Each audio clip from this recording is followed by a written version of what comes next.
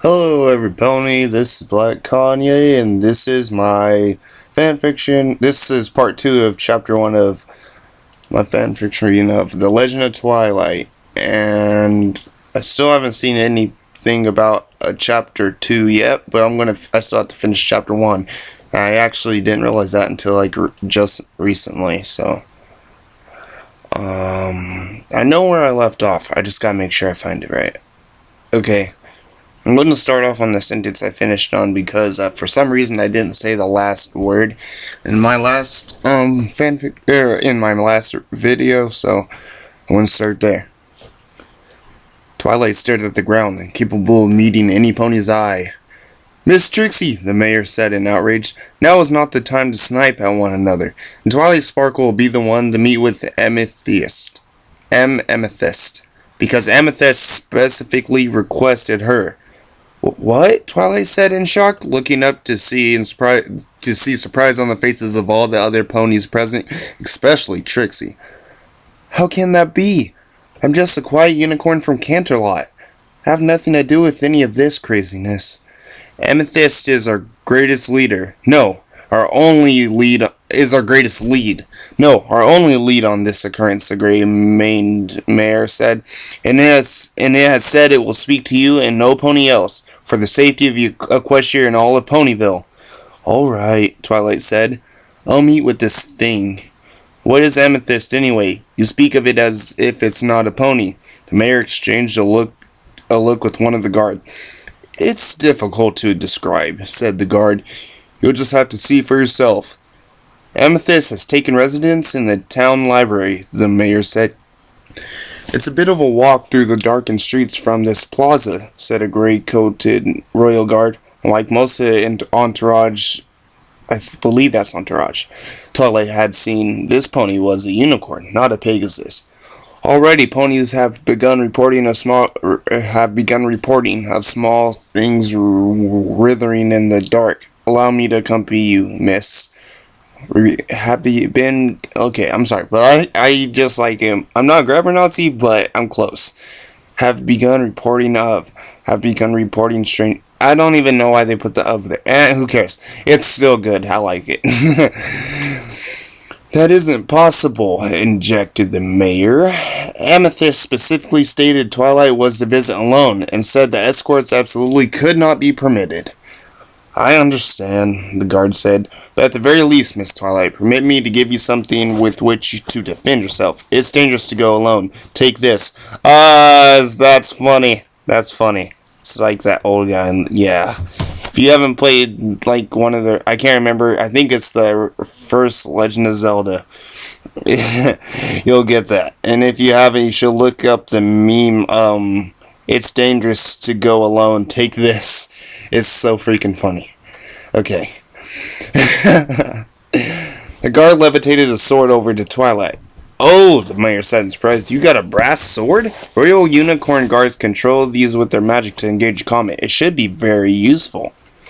The guard helped Twilight put on the sword strap. It wrapped about her body, holding the sheath in place atop her back. "Good luck," he said after the process finished. Twilight nodded her nervous agreement and stepped out of the tent. Nodded. Okay, no, that makes sense, I guess. See, I'm tripping. That's why I can't be reading shit, because I started tripping. Okay, anyways, continue. As she trotted away from the festival plaza into the blackness of the unnatural dim Ponyville streets, Twilight found herself consumed in thought once more. What time is it? She did the mental calculations in her head. If I'm right, it's nearly 10:30. She couldn't help but look at the sky again and shuddered. The blackness above her was too unnatural. As the lights and sounds of the festival plaza faded behind her, strange sounds met Twilight's ears. She turned to spy a pair of gleaming ruby-colored eyes leering at her from the shadow of a building. Oh my god, I can't talk with shit today. The brass blade slid from its sheath with intense speed and hovered into the air as Twilight's telekinesis held it in place. Pretty sure it's magic, and telekinesis, well, maybe magic and psychic abilities are one and the same or something? Whatever. The horn atop her head shimmered with purple light as it always did when she used magic. The creature in the darkness scuttled away at the sight of the blade, but more sounds registered behind her. Twilight spun about, her hooves clipping against the earth. The sword held threatening as pair after pair of beady red eyes met her gaze, only to slink away into the darkness of the night. No one standing here, Twilight chastised herself. Stay calm, stay collected. Cool head is the greatest asset one can have during a crisis. She marched slowly through the streets, ignoring the creatures around her and scaring away the more adventuresome ones with a few brandishes of her sword. Keep calm. Don't let them see fear. Her eyes adjusted to the black shroud of the unnatural night, with the stars and moon as light above. Twilight's eyes now picked up a great deal in the darkness. A fair ways down the street she saw the Ponyville Library, a building built from the hollowed husk of a great tree.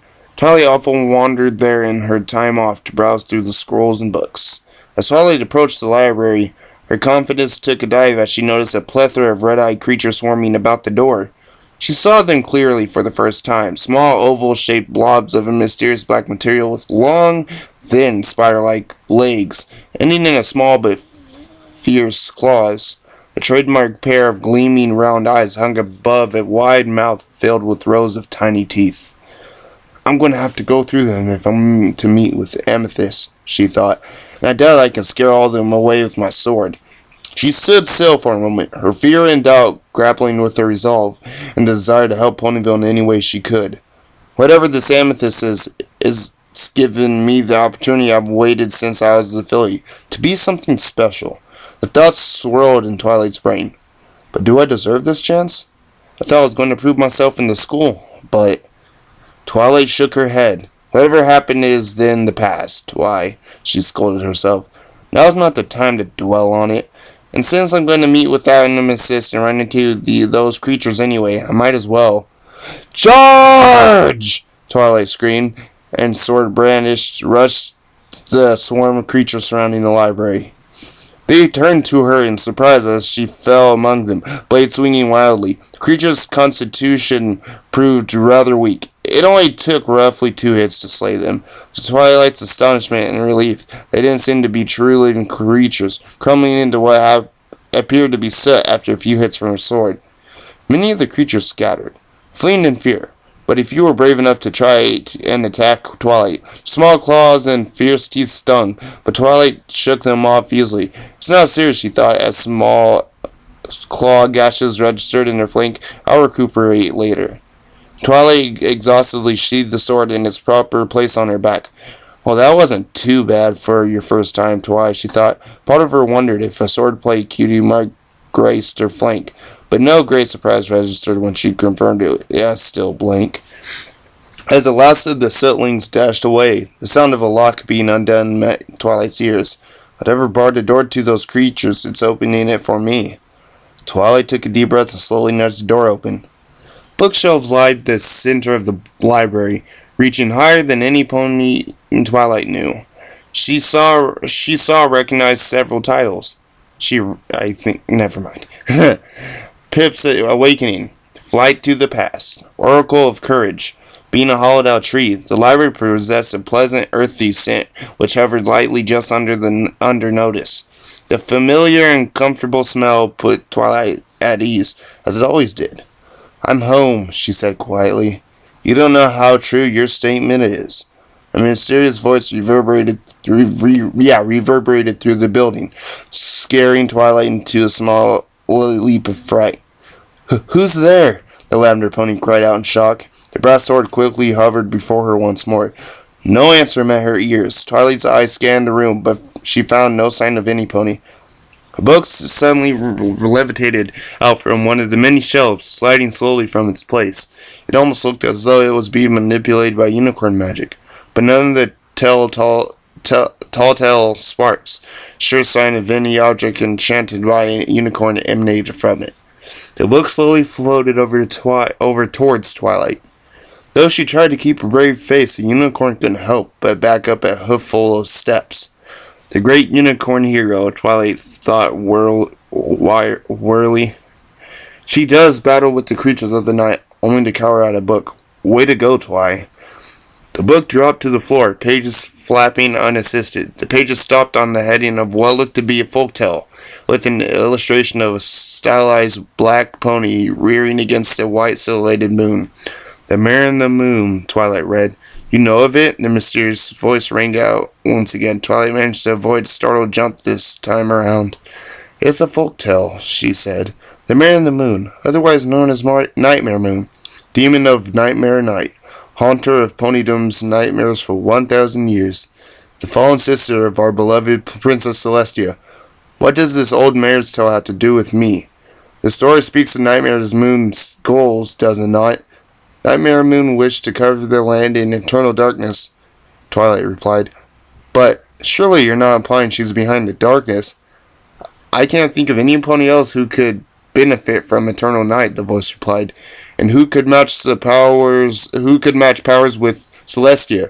Very few beings. Her own sister might fit into that tier, however. And now that you understand the seriousness of the situation, a flash of light briefly illuminated the library. Twilight desperately shielded her eye with her hoof, closing her eyes against the harsh brightness. When she dared to look, she saw a ball of shining violet light hovering above the floor at about shoulder height. Amethyst? Twilight ventured. The very same, rejoined the translucent orb. Twilight couldn't pin the voice as either male or female, and it seemed to come from the air in the library, but not Amethyst itself. I don't understand. What are you? How do you know of these events? And if all the ponies in Ponyville, why pick me to speak with? Why choose you, Twilight Sparkle? Amethyst said. 'Cause you are the only choice. Your magical strength and pugnacious will are the only things capable of harnessing the elements of harmony. Magical strength, Twilight laced her reply with disbelief. I know you're crazy. You, whatever you are, you're talking to a failed student of magic. A pony who couldn't conjure or enchant for her life.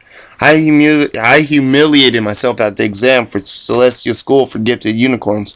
I'm probably the wimpiest unicorn in Ponyville. And Equestria.